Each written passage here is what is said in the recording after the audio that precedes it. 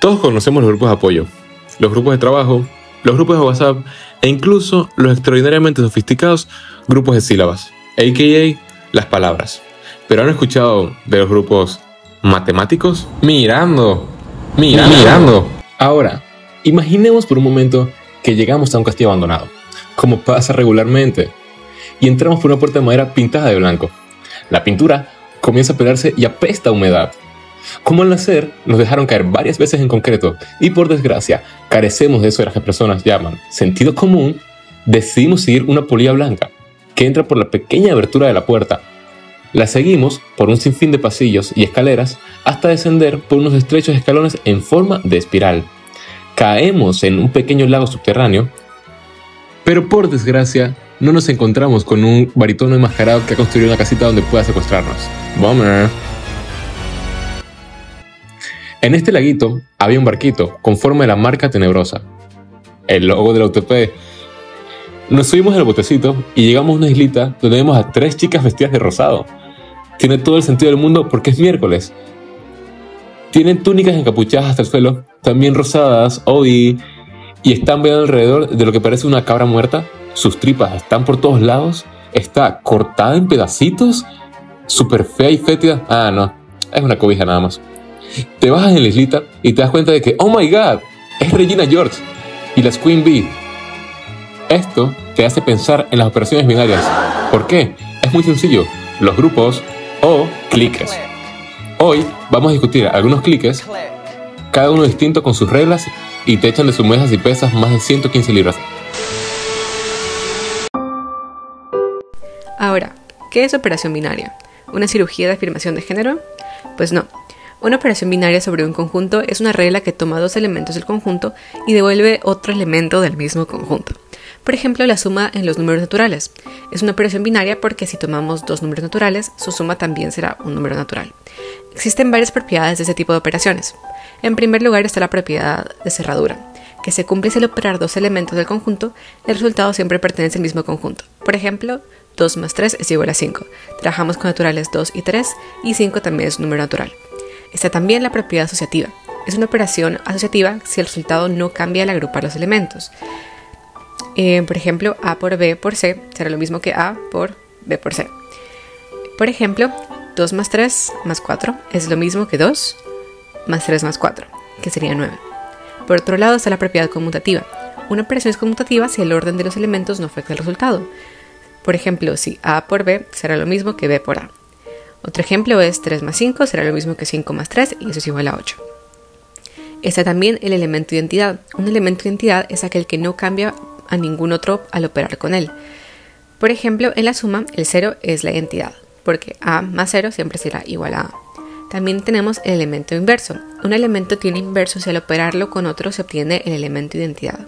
Por ejemplo, los enteros 3 y menos 3 son inversos, y bajo la suma, 3 más menos 3 es igual a 0. Al igual tenemos la propiedad distributiva.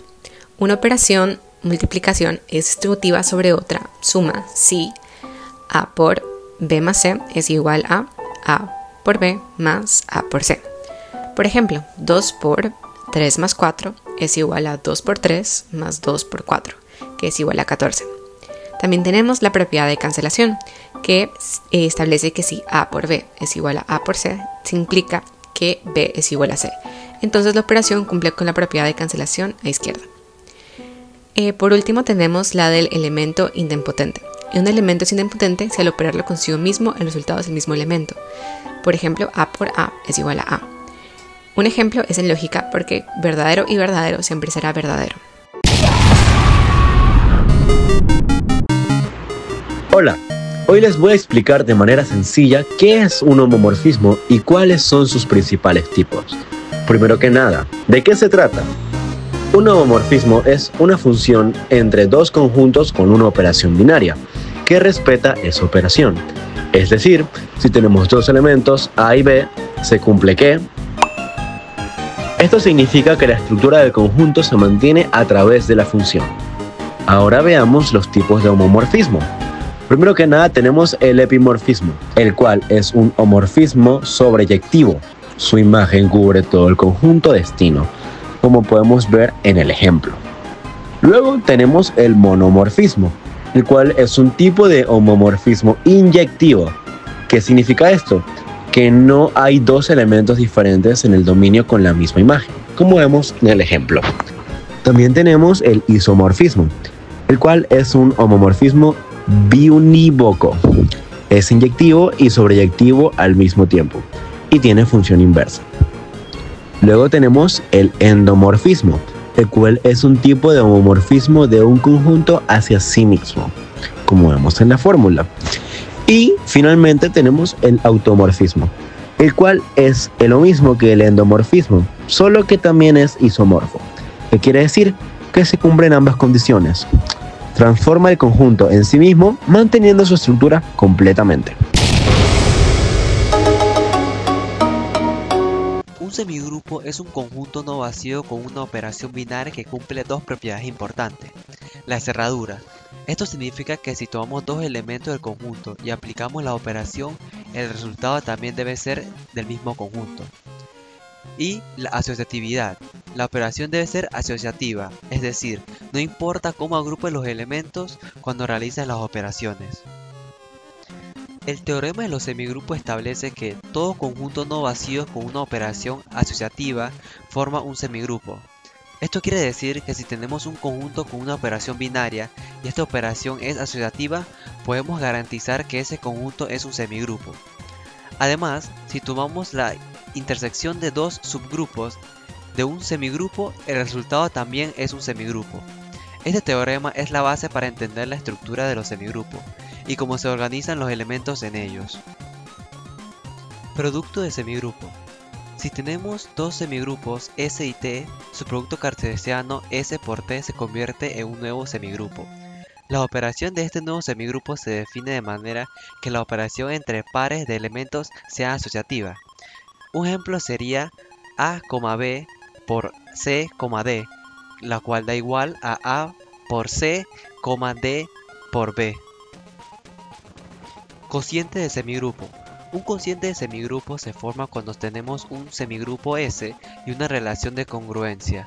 Al formar el cociente, obtenemos el conjunto de clase de equivalencia. Este conjunto también es un semigrupo bajo la operación adecuada. Un ejemplo práctico de los semigrupos son las matrices con multiplicación. El conjunto de matrices cuadradas con la operación de multiplicación forman un semigrupo. Aunque no siempre hay un elemento neutro ni inverso, la multiplicación de matrices es asociativa.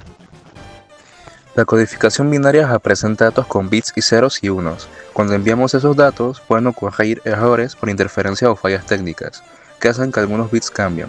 Por eso usamos técnicas para detectar y corregir esos errores y asegurar que la información llegue bien. El método más sencillo es el bit de paridad, que agrega un bit extra para que la cantidad total de 1 sea par o impar. Si un bit cambia, se detecta un error. Sin embargo, esta técnica solo detecta errores simples. Para detectar más errores o localizar dónde están, usamos la paridad bidimensional que agrega bits de paridad en filas y columnas, ayudando a identificar la posición exacta del error. Para corregir errores, además de detectarlos, usamos códigos como el de Hamming, que inserta bits de paridad en posiciones específicas y puede corregir errores de un solo bit sin necesidad de enviar los datos. También existen códigos más avanzados, como Reed-Solomon, que se usan en CDs, DVDs y códigos QR para corregir errores más complejos, y códigos modernos como Turbocodes y LDPC, que se emplea en redes 4G, 5G y Wi-Fi para mantener conexiones estables y rápidas. Importancia. Estas técnicas son esenciales para que dispositivos como computadoras, teléfonos y satélites funcionen correctamente, garantizando que la información llegue sin errores, evitando fallos en programas, cortes en llamadas o pérdidas de datos. Por ejemplo, con el bit de paridad, si el receptor detecta un error, puede pedir que le envíen el mensaje de nuevo, pero con códigos como Hamming, el receptor puede corregir el error por sí mismo, haciendo la comunicación más rápida y segura. Grupos. En álgebra, un grupo es una estructura formada por un conjunto y una operación binaria que cumple 4 propiedades: clausura, asociatividad, existencia de un elemento neutro y la existencia de inverso. Es decir, si tomamos dos elementos y los operamos, el resultado sigue en el conjunto y además podemos hacer esa operación. Algunas propiedades importantes de los grupos, por ejemplo, el elemento neutro y el inverso de cada elemento son únicos y se cumple la ley de cancelación. lo que permite resolver ecuaciones. También está el teorema de Lagrange, que nos dice que si el grupo tiene un número finito de elementos, su subgrupo tendrá un número de elementos que divide exactamente el total. Los grupos pueden combinarse para formar otros grupos más grandes o dividirse para simplificar su estructura. Esto se hace mediante el producto directo que combina grupos independientes, el grupo cociente, que surge al colapsar un subgrupo normal. Estas construcciones permiten construir grupos más complejos o estudiar cómo un grupo se comporta al ser reducido por un subgrupo. Algunos ejemplos reales de los grupos son los enteros con la suma, las rotaciones de una figura, los movimientos simétricos e incluso las matrices invertibles. Estos grupos no son solo teoría, los usamos en física, criptografía, programación y muchos otros campos. Este proyecto nos ayudó a entender mucho mejor temas como las operaciones binarias, los semigrupos y los grupos.